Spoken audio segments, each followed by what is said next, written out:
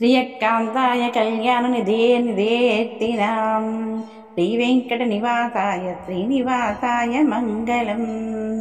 लक्ष्मीसविभ्रमलोकसुभ्रुविभ्रमचक्षुते चक्षुते सर्वलोकानां वेङ्कटेशाय मङ्गलम्।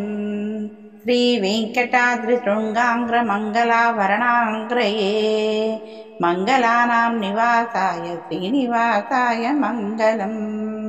सर्वावयसौन्दर्यसम्पदा सर्वचेतसां सदा सम्मोहनायास्तु वेङ्कटेशाय मङ्गलम्।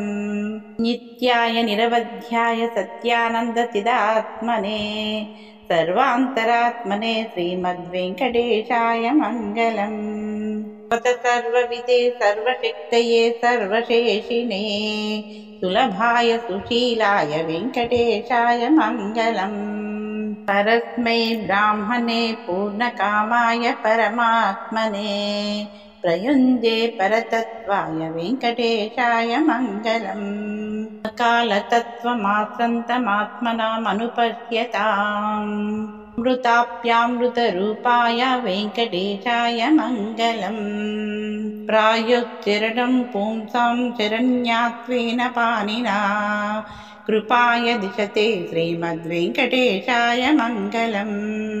दयामृततरङ्गिण्यैस्तरङ्गैस्त्रिव शीतलैः पाङ्गैः सृज्यते विश्वं वेङ्कटेशाय मङ्गलम्।